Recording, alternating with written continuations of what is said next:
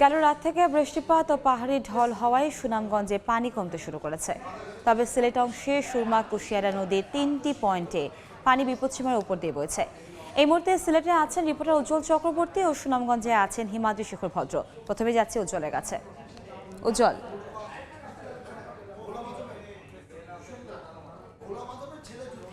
গত কয়েকদিনের টানা বর্ষণে ভারতের মেঘালয় এবং আসাম রাজ্য থেকে পাহাড়ি ঢলে সিলেটের নির্মাঞ্চল অনেকটাই প্লাবিত হয়েছে। বিশেষ করে 5টি উপজেলা গোয়াইনঘাট, কানাইঘাট, কোম্পানিগঞ্জ সহ যে নির্মাঞ্চলে যে উপজেলাগুলো আছে সেগুলো কিন্তু অনেক মানুষ কিন্তু পানিবন্দী আছে। সেখানকার যে উপজেলা নির্বাহী কর্মকর্তা তার সাথে আমি কথা বলেছিলাম। তৌহিদুল ইসলাম, গোয়াইনঘাটের যে উপজেলা নির্বাহী কর্মকর্তা, তিনি কিছুক্ষণ আগে আমাকে জানিয়েছেন যে নির্মাঞ্চলে যে কানাইঘাট পয়েন্টের যে সুরমা কুশিয়ারা যে নদীগুলো আছে সেগুলো পানি কিন্তু কিছুটা কমতে শুরু করেছে। তবে সুরমা নদীর পানি বিপদসীমা ছুঁই অবস্থান করছে বলে আমাদেরকে এখানকার যে স্থানীয় নির্বাহী কর্মকর্তা তিনি কিন্তু জানিয়েছেন। বর্তমানে আমি যেই জায়গাটি আছি সেটি হচ্ছে সিলেট শহরের তালতলা এলাকায় ফায়ার সার্ভিস সিভিল ডিফেন্সের যে স্টেশন সেটি কিন্তু তলিয়ে গেছে।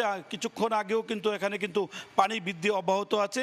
তেমনিভাবে আমরা কথা বলেছিলাম বিভিন্ন উপজেলা নির্বাহী কর্মকর্তাদের সাথে, তারা বলছেন যে বিপদসীমার ছুঁই কোথাও কোথাও বিপদসীমা অতিক্রম, সেভাবে কিন্তু উদ্যান থেকে নেমে আসা পাহাড়ি ঢলে কিন্তু নিম্নাঞ্চলে একের পর এক প্লাবিত হচ্ছে, পানিবন্দী হয়ে পড়েছে প্রায় 1 থেকে 2 লক্ষাধিক মানুষ।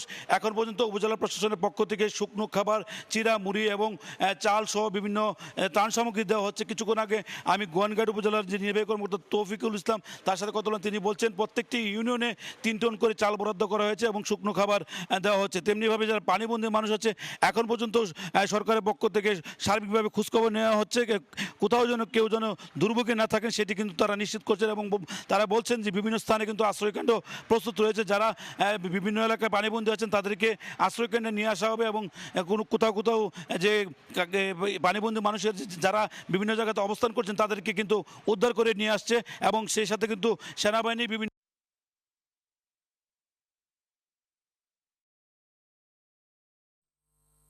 যে আশেপাশে যে বসতি বাড়িগুলো আবাসিক সেগুলোতে কিন্তু পানি প্রবেশ করেছে। তারা কিন্তু অনেকটা দুর্ভোগের মধ্যে আছেন, তাদের দৈনন্দিন কার্যক্রম সেটা কিন্তু অনেকটা ব্যাহত হচ্ছে বলে তারা আমাদেরকে জানিয়েছেন। এখানকার আপনাকে জানিয়ে রেখে গোয়াইনঘাট, কোম্পানিগঞ্জ ওই এলাকায় কিন্তু নিম্নাঞ্চল, এখানে ভারতের মেঘালয় এবং আসাম রাজ্য থেকে চেরাপুঞ্জির ব্যাপক বৃষ্টিপাতের কারণে কিন্তু এই পানি বৃদ্ধি অব্যাহত আছে। এবং যদি আগামী 24 ঘন্টার মধ্যে যে আবারও বৃষ্টিপাত সে কিন্তু পানি বৃদ্ধি কিন্তু অব্যাহত থাকবে বলে আমাদেরকে এখানে স্থানীয় প্রশাসনের পক্ষ থেকে জানানো হয়েছে। বর্তমানে যে আপনি দেখতে পাচ্ছেন যে বর্তমানে কার্যক্রমগুলো এখানে সেটি কিন্তু এখানে যে ফায়ার সার্ভিস কর্মীরা তারা কিন্তু এখানে পানিবন্দী অবস্থায় আছেন। সার্বিকভাবে আমাদের সিলেটের যে বন্যা পরিস্থিতি সেটা এই ছিল আমার কাছে। আমি এখন যাচ্ছি। আমরা সরাসরি যুক্ত ছিলাম সিলেট থেকে।